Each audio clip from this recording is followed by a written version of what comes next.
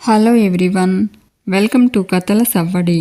ఈ వీడియోలో నేను అందమైన ముగ్గు వేస్తూ మీకు ఒక ఆసక్తికరమైన కథను షేర్ చేస్తున్నాను. రాధా, విక్రమ్ కృష్ణ భవానీ శంకర్ ఇంటికి వెళ్ళి తమ అగ్రిమెంట్ మ్యారేజ్కి సంబంధించిన డాక్యుమెంట్స్ కోసం వెతుకుతూ ఉంటారు. అప్పుడే దమయంతి భవానీ శంకర్కి ఫోన్ చేయడంతో రాధా, విక్రమ్ కృష్ణ పక్కకు వెళ్ళి దాక్కుంటారు.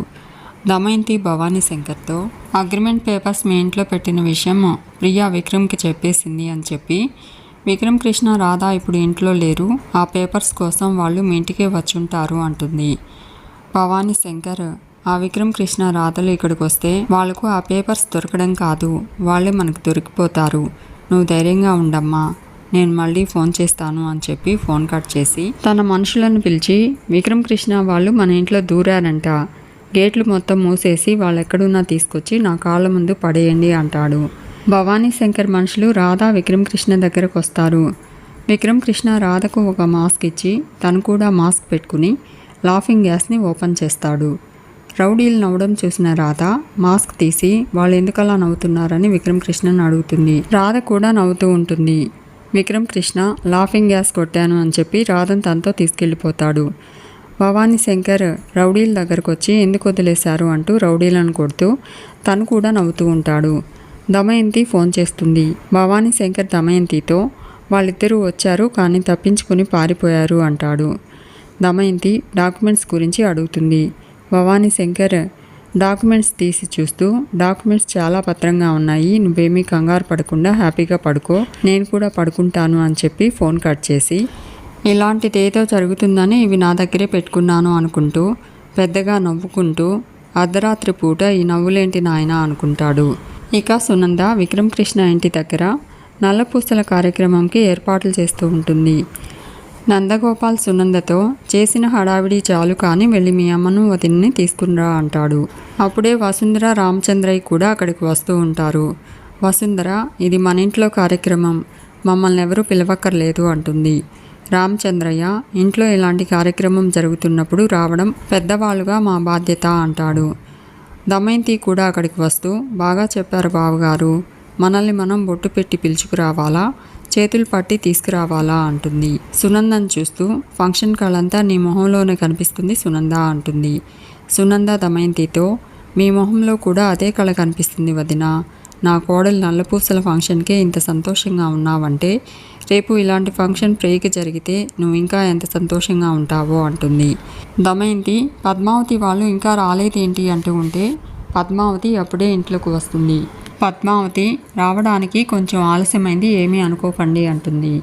దమయంతి, మా అత్తయ్య గారు ఏమీ అనుకోరులే అంటూ, అయినా ఇందులో అనుకోవడానికి ఏముంది, అన్నీ సమకూర్చుకుని అందరినీ కలుపుకుని రావాలంటే కొంచెం టైం పడుతుంది కదా అంటుంది. పద్మావతి, మా పరిస్థితిని మీరు బాగా అర్థం చేసుకున్నారక్క అంటుంది.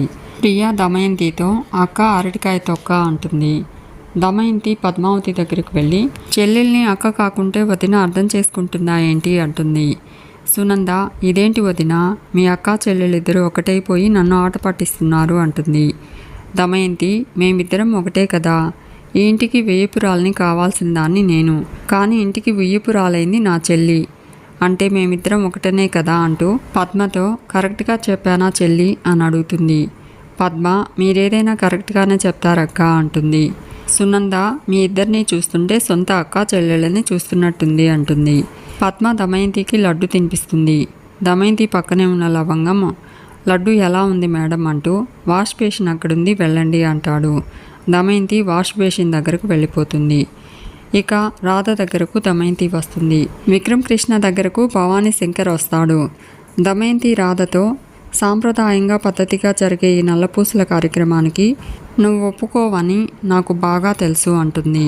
రాత్రి అగ్రిమెంట్ పేపర్స్ దొంగిలించేందుకు నువ్వు నీ దొంగ మొగుడు కలిసి మా అన్నయ్య ఇంటికి వెళ్ళారంట కదా, దొరికాయా అని అడుగుతుంది.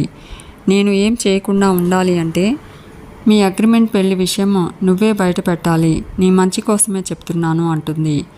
అగ్రిమెంట్ పేపర్స్ నేను బయట పెడితే మీ అమ్మ తట్టుకోలేదు, గుండె ఆగి చచ్చిపోతుంది. మీ దొంగ పెళ్లి గురించి, మీ అమ్మ చావు గురించి జైల్లో ఉన్న మీ నాన్నకు తెలిసి మీ నాన్న కూడా మీ అమ్మ దగ్గరికే వెళ్ళిపోతాడు.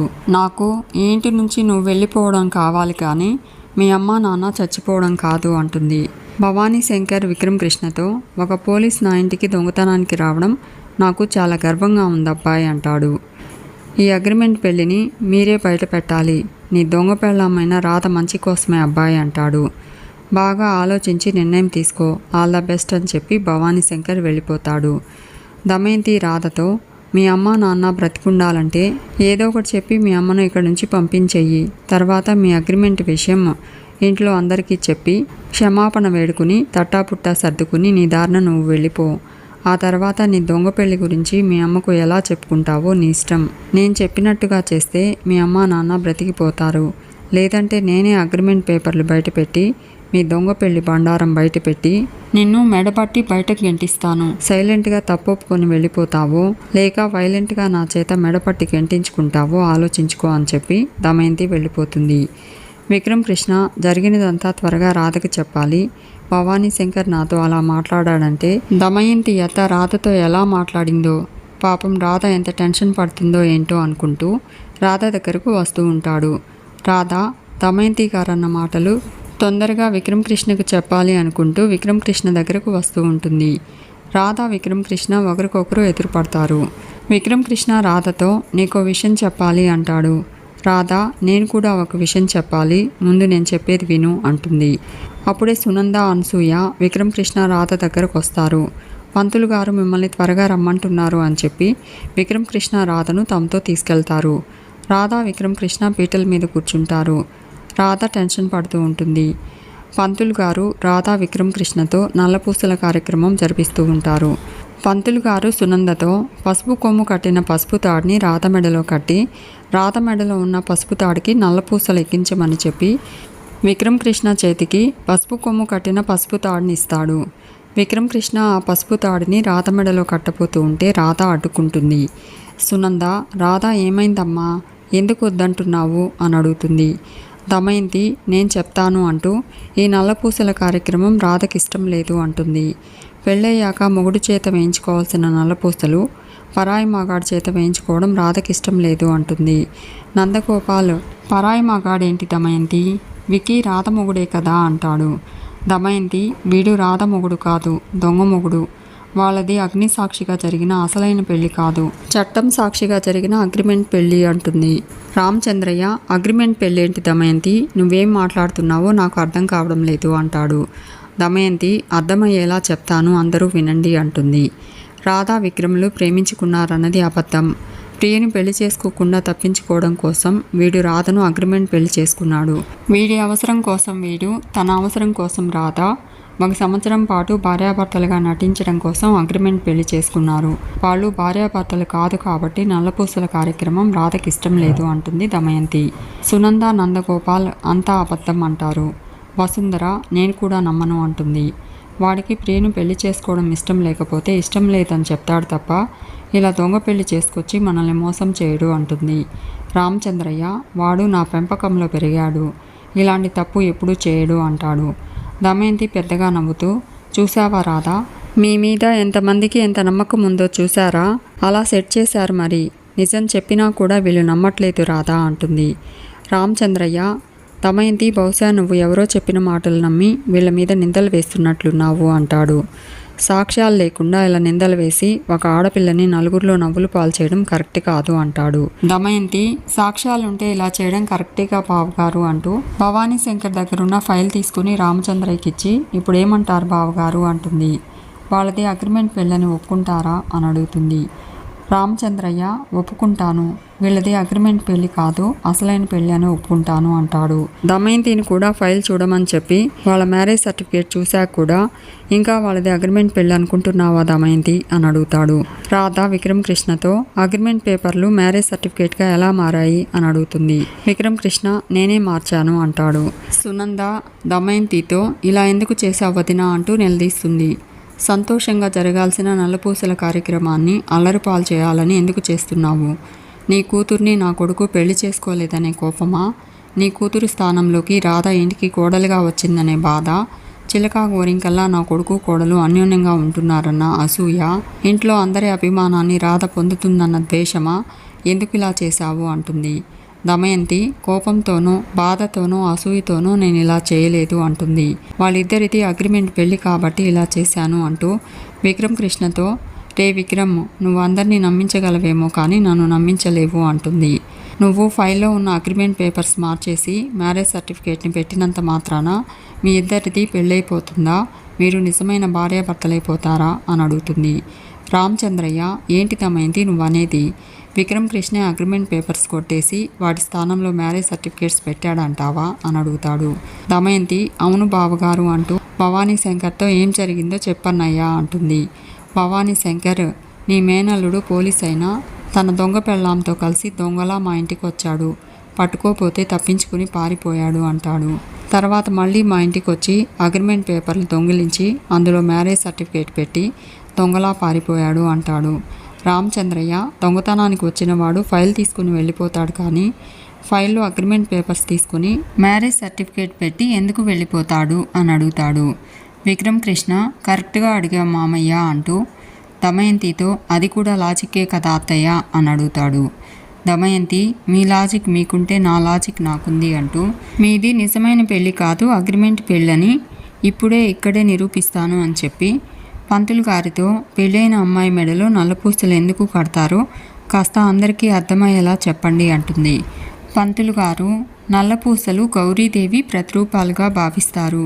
ఈ నల్లపూసలు మెడలో ఉంటే దంపతుల మీద ఎలాంటి దుష్టగ్రహ ప్రభావం పడకుండా ఉంటుంది. మెడలో మంగళసూత్రం కట్టడంతోనే పెళ్లి తంతు పూర్తయినట్టు కాదు. ఆ మంగళసూత్రంతో పాటు మంగళకరమైన నల్లపూసలు కడితేనే పెళ్లి సంపూర్ణమవుతుంది. ఆ దంపతుల మధ్య ఏర్పడిన మాంగళ్య బంధానికి పరిపూర్ణత వస్తుంది. ఆ మాంగళ్య బంధం దాంపత్య బంధంగా మారి 7 జన్మలకు విడదీయలేనంత గట్టి బంధంగా ముడిపడుతుంది.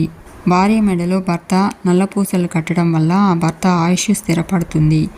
ఆ భార్య ఐదోతనం బలపడుతుంది. ఆది దంపతులైన ఆ పార్వతీ పరమేశ్వర్ల ఆశీర్వాదంతో అన్యోన్యంగా కాపురం చేసుకుంటూ పిల్లా పాపలతో నిండు నూరేళ్లు సంతోషంగా జీవిస్తారు అంటూ పంతులు గారు చెప్పడంతో దమయంతి రాధతో, నల్లపూసలు మెడలో పడితే ఏం జరుగుతుందో విన్నావు కదా రాధ, ఇప్పుడు చెప్పు, మీ అగ్రిమెంట్ని మెడలో నల్లపూసలు వేయించుకుని అమ్మవారి సాక్షిగా అసలైన పెళ్లిగా మార్చుకుంటావా? ఆపద్ధర్మ భర్తగా ఉన్న విక్రమ్ కృష్ణని నిజమైన భర్తగా అంగీకరిస్తావా? విక్రమ్ కృష్ణ భార్యగా నిండు నూరేళ్లు బ్రతకడానికి సిద్ధపడతావా? అందుకు నువ్వు మనసా వాచా కర్మణా సిద్ధపడితే భర్త కాని భర్త అయిన విక్రమ్ కృష్ణతో నల్లపూసలు సంతోషంగా వేయించుకో అంటుంది దమయంతి. సునంద విక్రమ్ కృష్ణతో, నువ్వేంటి ఆలోచిస్తున్నావు? రాధ మెడలో పసుపు కొమ్ము కట్టి తన మెడలో ఉన్న పసుపు తాడు బయటికి తీసేయి అంటూ, రే నువ్వు కట్టరా తాళి అంటుంది.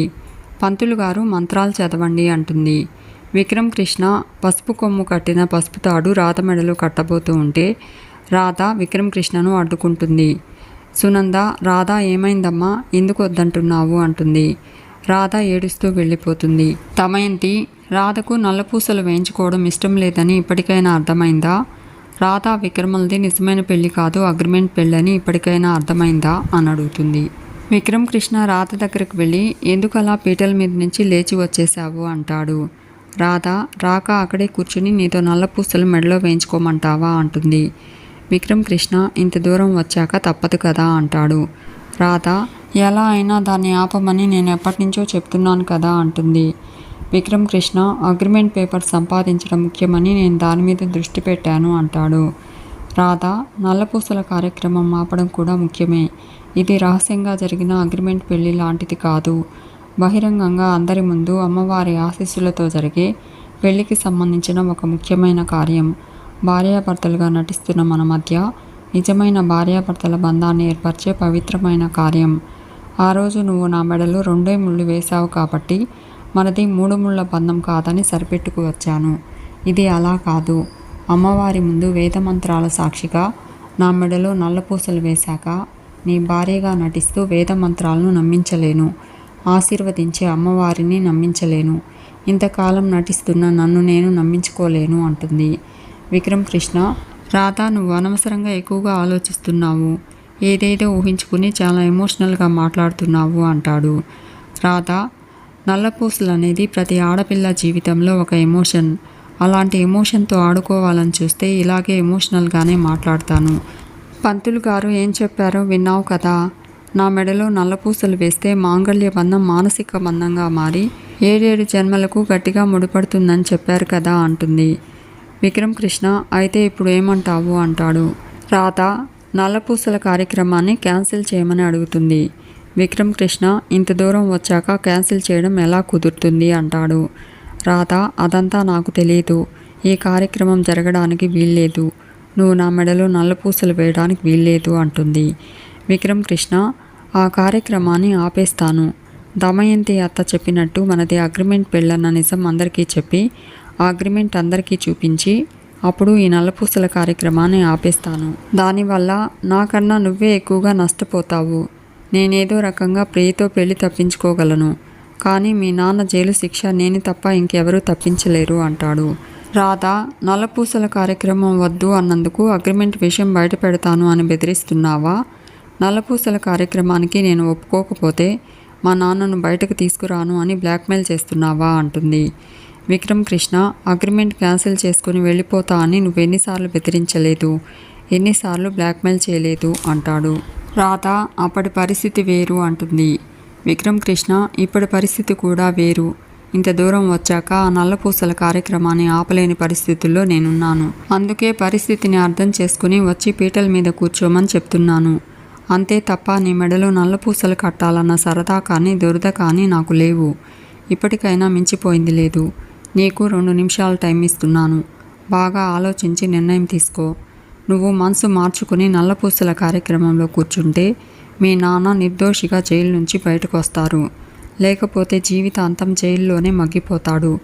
ఆలోచించుకో అని చెప్పి విక్రమ్ కృష్ణ వెళ్ళిపోతాడు. రాధ సేనయ్యను గుర్తు చేసుకుంటూ బాధపడుతూ ఉంటుంది. ఇక దమయంతి ఇందాకనగా వెళ్ళిన ఆపద్ధర్మ దంపతులు ఇప్పటి వరకు రాలేదు అంటే వాళ్ళది అగ్రిమెంట్ మ్యారేజ్ అనే కదా అర్థం అంటుంది. సునంద కాదు అంటూ నువ్వు అందరి మధ్య రాధను అవమానం చేసినందుకు రాధ పీటల మీద నుంచి లేచి ఏడుస్తూ వెళ్ళిపోయింది అంటుంది. నీ వల్ల ఆగిపోయిన కార్యక్రమం మళ్ళీ నీ వల్లే జరగాలి.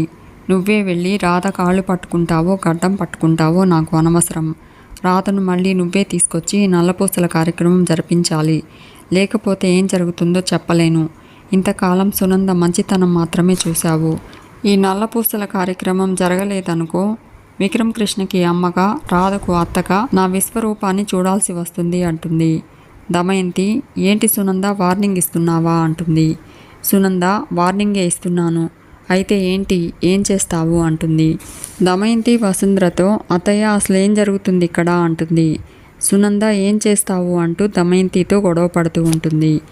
అప్పుడే విక్రమ్ కృష్ణ రావడం చూసి అనసూయ అమ్మ అన్నయ్య వస్తున్నాడు అంటుంది. సునంద విక్రమ్ కృష్ణను చూసి నువ్వు అక్కడివే వచ్చావేంటిరా అమ్మాయి ఏది అంటుంది. ఇంతలో రాధ కూడా రావడంతో సునంద ఇప్పుడు జరిపిస్తాను చూడు దమయంతి అని చెప్పి విక్రమ్ కృష్ణ రాధను పీటల మీద కూర్చోపెట్టి నల్లపూసల కార్యక్రమం జరిపిస్తుంది. ఇక భవానీ శంకర్ దమయంతికి సారీ చెప్పి ఇలా జరుగుతుందని ఊహించలేదమ్మా అంటాడు. దమయంతి నీకు ముఖ్యమైన పనులేవి అప్పగించకూడదని అర్థమైంది అన్నయ్య అంటుంది. భవానీ శంకర్ తన వల్ల జరిగిన తప్పుని తానే సరిదిద్దుకుంటాను అని చెప్పి విక్రమ్ కృష్ణ రాధది అగ్రిమెంట్ మ్యారేజ్ అని నిరూపిస్తాను అంటాడు. దమయంతి వద్దన్నయ్య ప్రస్తుతం ఏమీ చేయొద్దు. ఇప్పుడు తప్పించుకున్నారు కాబట్టి వాళ్ళు చాలా జాగ్రత్తగా ఉంటారు. వాళ్ళు ఆదమర్చినప్పుడు అతను చూసి దెబ్బ కొట్టాలి. వాళ్ళు ఊహించని విధంగా వాళ్ళది అగ్రిమెంట్ మ్యారేజ్ అని సాక్ష్యాధారాలతో నిరూపించాలి. ఇప్పుడు మనం ఆ దొంగ పెళ్లి నిజమైన పెళ్లిగా మారుతుందేమో అన్న యాంగిల్లో ఆలోచించాలి అంటుంది. ప్రియా అలా ఎందుకు మారుతుంది మమ్మీ అంటుంది. దమయంతి రాధ మారుస్తుందేమో అని నా అనుమానం. అందరి ముందు బహిరంగంగా నల్లపూసలు విక్రమ్ కృష్ణ చేత తన మెడలో వేయించుకుంది అంటే అగ్రిమెంట్ పెళ్లిని అసలైన పెళ్లిగా విక్రమ్ కృష్ణని నిజమైన భర్తగా రాధ భావించినట్టే కదా. విక్రమ్ భార్యగా ఇంటి కోడలుగా పర్మనెంట్గా ఇక్కడే ఉండిపోవాలనే ఆలోచన రాధకు రావచ్చు కదా అంటుంది. ప్రియా నో అలా జరగకూడదు అంటుంది. ఇక రాధ నల్లపూసలు చూసుకుని ఏడుస్తూ ఉంటుంది. విక్రమ్ కృష్ణతో గుండెల్లో భర్త మీద ఉన్న ప్రేమకు గుర్తుగా గుండెల మీద ఉండాల్సిన నల్లపూసలు భరించలేనంత భారంగా నా గుండెల మీద కనపడుతూ ఉంటే ఫీల్ అవ్వకుండా ఎలా ఉంటాను అంటుంది. విక్రమ్ కృష్ణ అలా ఫీల్ అవుతూ మెడలో ఉంచుకోవడం ఎందుకు, తీసెయ్యి అంటాడు. ఆ నల్లపూసలు నీకు కనపడుతుంటేనే కదా బాధ. ఆ బాధ నీకు లేకుండా ఉండాలంటే నీ మెడలో నుంచి ఆ నల్లపూసలు తీసేయి అని చెప్పి రాధ మెడలో నుంచి నల్లపూసలు తీసేయిపోతూ ఉంటాడు విక్రమ్ కృష్ణ. మీకు ఈ వీడియో నచ్చితే లైక్ చేయండి, షేర్ చేయండి, తప్పకుండా సబ్స్క్రైబ్ చేసుకోండి. Thanks for watching.